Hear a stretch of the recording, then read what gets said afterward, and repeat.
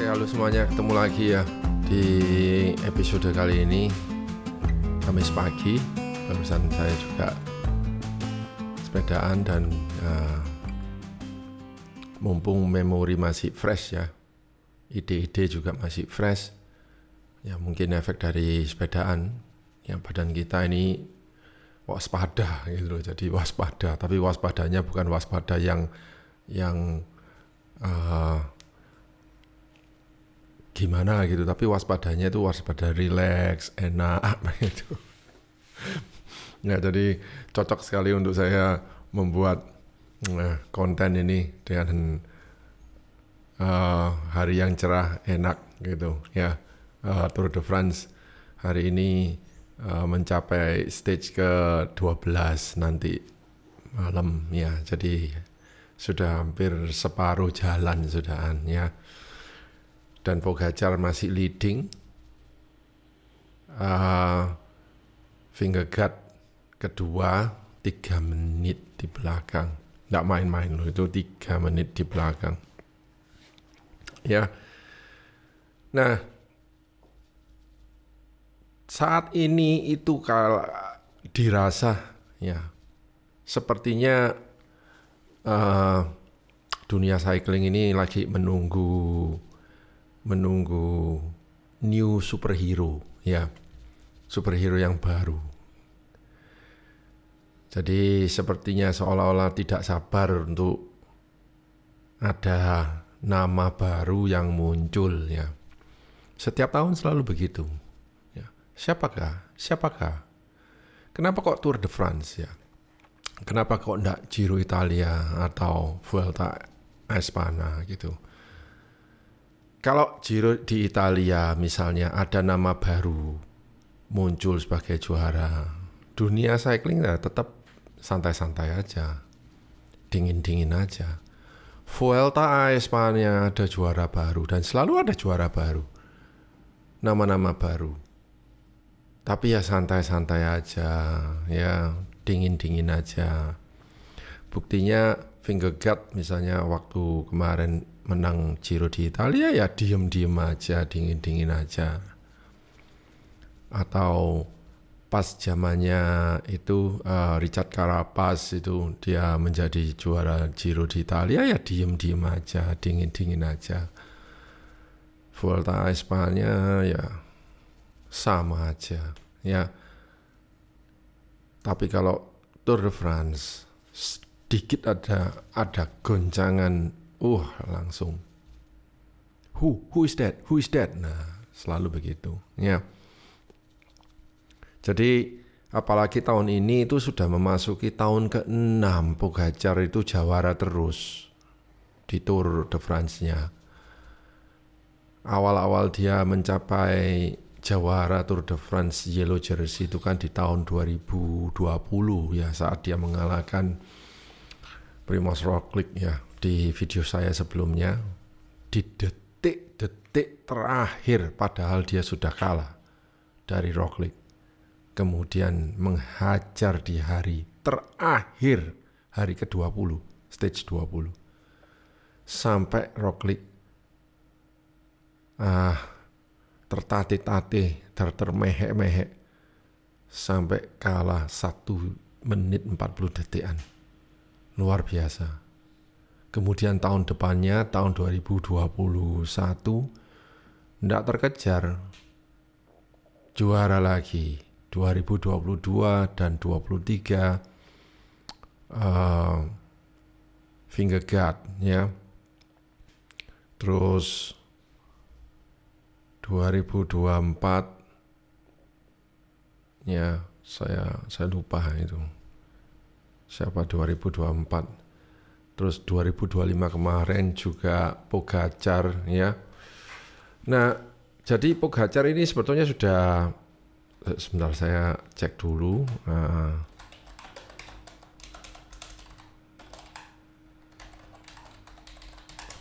Tahun 2000 ya, Pogacar di tahun 2024 itu.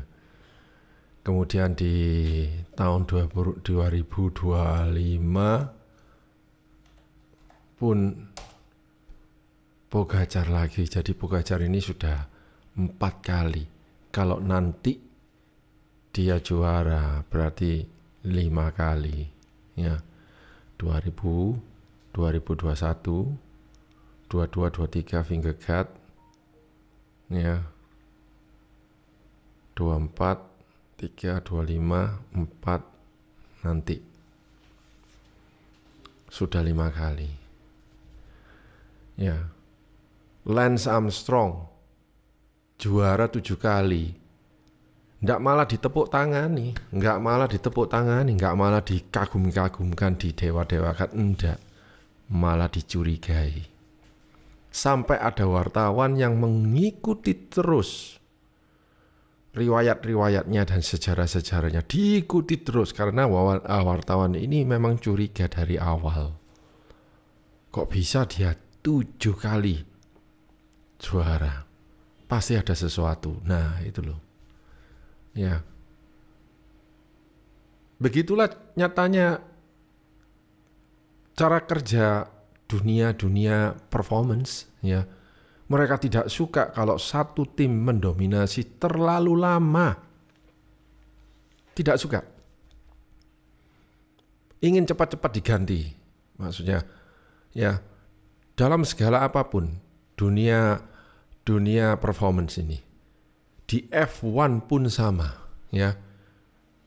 Ketika Ferrari dengan Schumacher juara terus, yang lainnya nggak puas. McLaren, BMW waktu itu, Williams, ya, McLaren, tim-tim yang besar-besar itu nggak puas.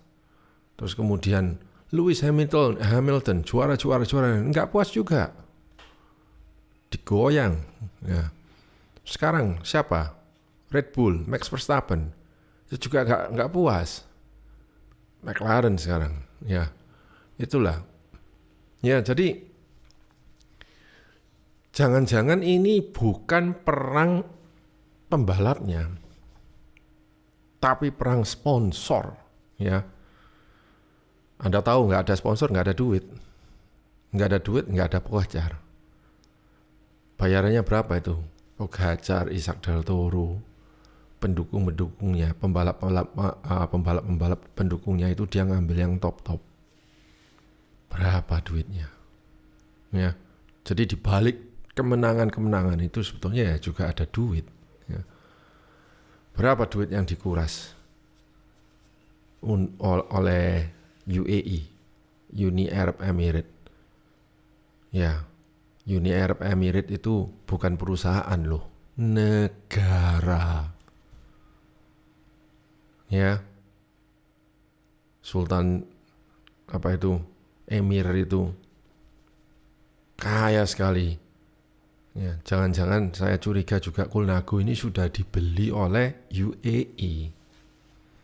Karena Colnago itu perusahaan yang sebetulnya nggak besar dibanding dengan Giant yang nggak ada apa-apanya.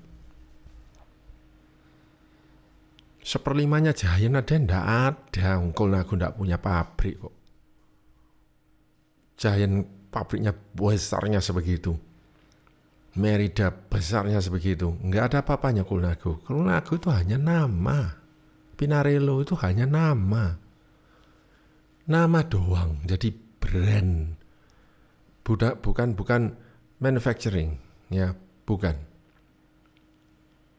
Jadi saya rasa sudah dibeli oleh UAE ini, sudah dibayar, entah menjadi miliknya UAE atau apa. Yang penting ya Colnago dengan namanya itu saya beli pokoknya, ya itu, ya. 2020 sampai dengan 2026 ini sudah kelihatan 90% Pogacar akan menang. Lagi. Ke-5 kali. Ya, kalau misalnya beneran terjadi ke-5 kali, tahun depan udah pasti ini. Red Bull pasti sudah nggak tinggal diam, ya. Jadi 4 tim yang lagi berjuang untuk stage general classification ya, yaitu UAE, Visma Bike, Red Bull Bora, dan satu lagi kayaknya Cannondale ya. Trek tidak, karena dia lebih memilih stage. Sudal ya juga tidak, Alpecin, tim Canyon itu juga tidak, Matthew van der Poel itu. Jadi yang GC ya hanyalah 4 tim ini. Kalau kita lihat 4 tim ini secara kekayaan, mereka kaya-kaya. Kecuali Cannondale ya. Cannondale tidak kaya. UAE dengan uang yang segitu banyaknya ya, kalaupun misalnya Pogacar gagal, saya masih punya simpenan Isaac Del Toro, bila perlu nanti Paul Cesa saya beli ya, Paul Cesa saya beli ya, Pogacar saya retirekan aja ya, udah Pogacar terima kasih kamu sudah cukup, misalnya loh ya. Ya sekejam itu memang sponsor, dia yang punya duit. Saya yakin loh ya, Pogacar sekarang saat ini dia itu membalap dengan no pressure karena dia sudah terlalu kuat. No pressure artinya santai-santai aja. Bahkan kalau sudah terlalu kayak gini, balapan ini menjadi membosankan juga loh untuk Pogacar. Jadi jangan dikira aku kenaan lah menang terus ya. Bosen. Menang terus itu bosen. Karena Anda sudah berada di atas, sudah menikmati segalanya. Ya saya tak pensiun aja walaupun mumpung saya ada di atas. Ya. Atlet-atlet lain ngenes dulu. Tertate-tate, termehek-mehek baru pensiun. Itu lihat itu Julian Alaphilippe itu, enggak menang-menang sampai sekarang. Satu stage pun tidak yang di Tudor Cycling itu. Dulu dia dikdaya, sekarang sudah 4 kali dia ikut Tour de France, tidak menang stage sama sekali. Ya. Apa boleh dikata, ya. Nah terus, Visma Bike, bagaimana? Ya dia sih santai-santai aja, nggak apa-apa. Jonas Vingegaard sudah menang Giro di Italia kok. Bagi saya kalkulasinya kalau Jonas tidak menang di Tour de France ini ya nggak masalah. Saya sudah mempunyai nama di Giro di Italia. Ya, investasi saya sudah terbayar. Menang 1 Grand Tour. Kalau misalnya Tour de France ini menang, itu hanyalah bonus. Saya tidak memaksa. Misalnya loh ya, kalau saya yang punya Visma Bike, untung saja ya di Giro Italia ini Pogacar nggak ikut. Coba ikut.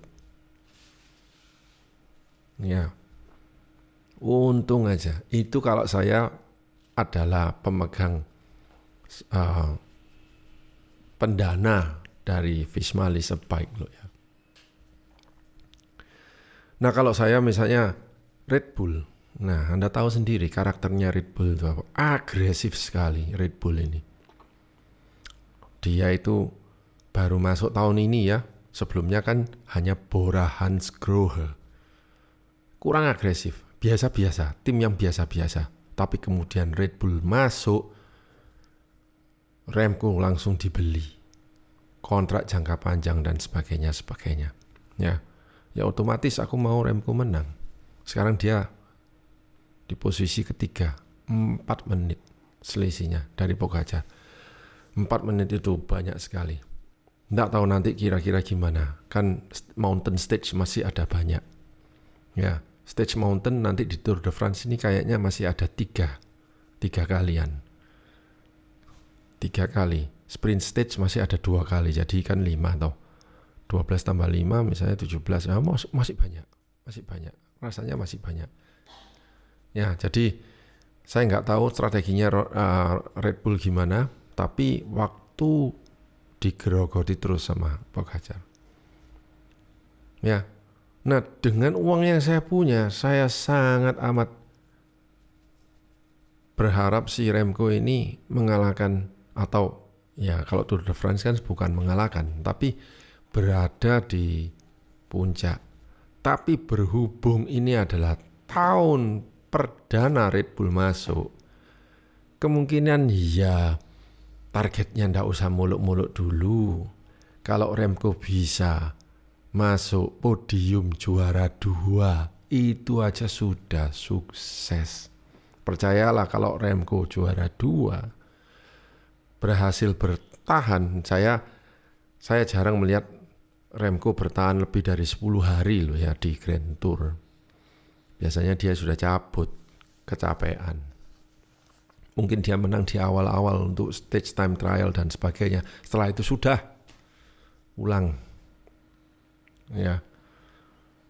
Tapi dia ini bertahan terus untuk general classification. Ya menarik. Ya.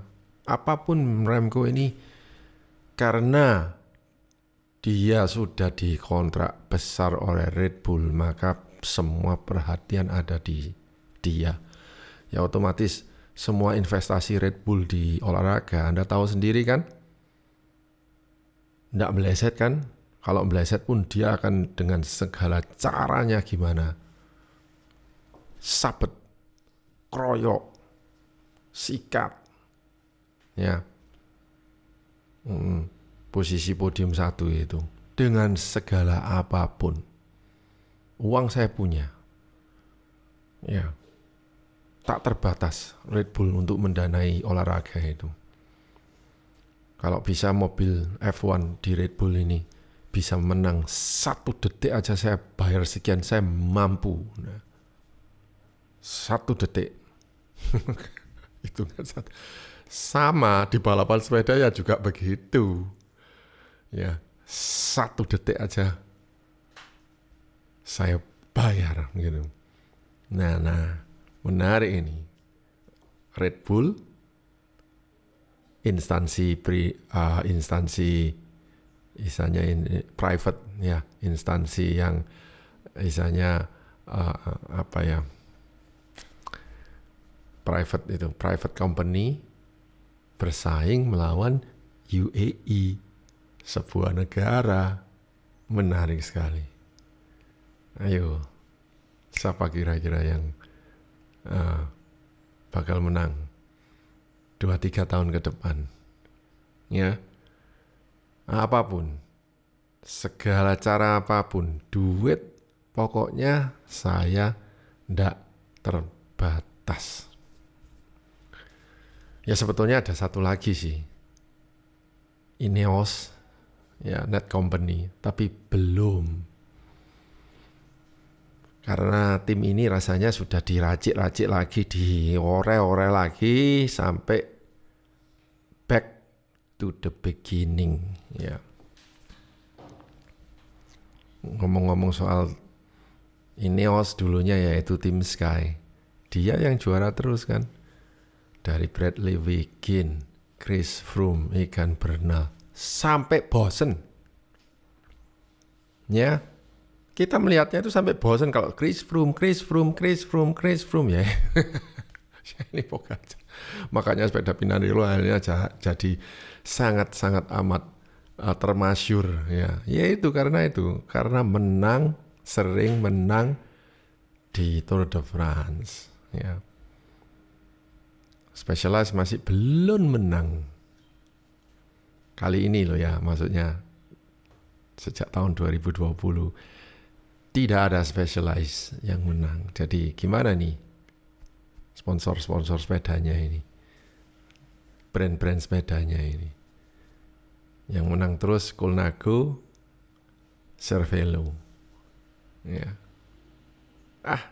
Lupakan Cannondale karena ya pembalapnya masih belum. Saya tidak melihat Ben Healy atau Richard Carapaz di top 10.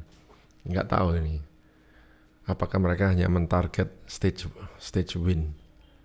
Titik, udah stage win aja. Tidak mentarget untuk general classification. Malah saya melihat ada Lenny Martinez dari Bahrain Victoria Merida itu ya, yang memakai Merida. Tapi saya nggak tahu Bahrain Victorious rasanya tidak memakai Merida sekarang.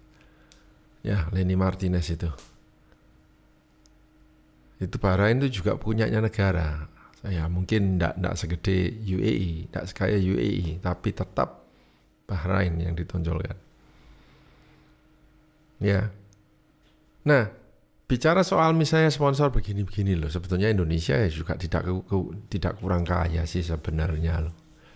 Kalau mau terlibat dalam dunia cycling seperti ini, sebetulnya ya bisa sekali. Ya cuman ya mungkin saya nggak tahu juga.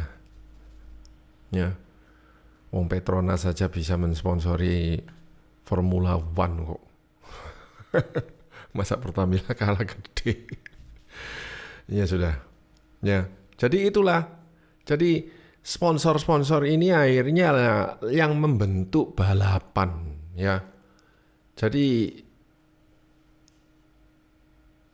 balapan-balapan ini misalnya bumbu pedas, bumbu biasa, bumbu apa itu semuanya itu juga dipengaruhi oleh sponsor, ya. Seagresif apa sponsornya ini? Ya sebetulnya kita beruntung juga Red Bull itu masuk di balapan sepeda loh ya. Karena dengan adanya Red Bull ini, apalagi dengan karakternya dia untuk meraih kesuksesan itu ya seperti apa ya. Jadi membentuk dan mempengaruhi balapan-balapan begitu loh. Ya. Sangat mempengaruhi. Saya ketika apa itu tahu ada Red Bull masuk, wah ini akankah balapan sepeda ini akan bisa sekompetitif dan seagresif Formula One ya. Jadi potong-potongan ya, salip-salipan, trabas-trabasan begitu, wah menarik sekali. Menarik sekali. Red Bull sudah pasti akan terus dengan sepeda specialized-nya. Nah ini bagus untuk brand specialized. Artinya kamu terjamin untuk terjual di dunia loh ya. Konsumen-konsumen penghobi sepeda atau olahraga sepeda itu akan melihat brand specialized-nya itu loh. Ya, makanya brand specialized ini sebetulnya ya juga diuntungkan dengan dulu misalnya ada Wolfpack, ya Wolfpack, Quick Step dan sebagainya itu sebagai sepeda yang cepat sekali gitu. Pembalap-pembalapnya juga pilihan, ya orang-orang pilihan itu specialized itu. Timnya specialized Quick Step, Ethics Quick Step itu. Kemudian naik ya sampai sekarang survive menjadi ya ini Remco, tapi Remco dipindah ke Red Bull ya. Sudal Quick Step, Sudal itu tetap ya juga sama specialized ya. Gitu. Sudal kayaknya ada Jasper Philipsen gitu. Ya. Jasper Philipsen terus ya sebentar.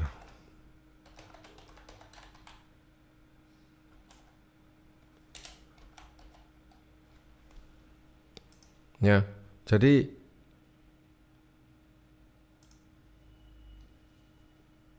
sponsor UAE dengan Colnago.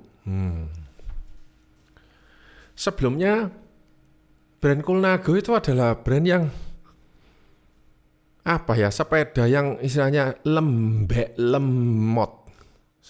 Colnago itu. Karena Colnago itu sebelumnya itu yang mereka hanya memiliki seri C ya.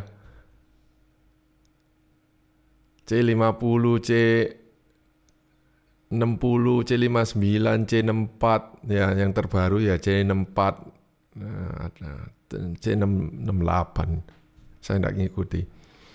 Kemudian seri V ya, VRS, V3RS, V4 kemudian naik sekarang ke Y dengan berevolusi sudah. Bukan hanya evolusi tapi revolusi, bentuknya lain, desainnya sudah lain ini. Nah, kalau nggak ada dana dari UAE rasanya, apa ya sanggup mendesain kayak gitu? Ya, apa ya bisa Colnago itu keluar dari pakemnya sepeda, mendesain sepeda dengan lak itu sok-sokan gitu, menjadi seperti monocoque dengan desain Y1 RS yang futuristik gitu. Ayo, kalau misalnya nggak ada dana riset dan sebagainya, sampai Tom Bonner, ayo kamu kalau misalnya merasa Colnago jelek, tak undang kamu cobaan sepedaku. Sampai begitu ya. Jadi yang mana menurut Anda? Apakah Colnago lebih besar dari UAE? Ya enggak, UAE itu jauh lebih besar. Colnago ini hanya Opelnya UAE. Enggak ada apa-apanya.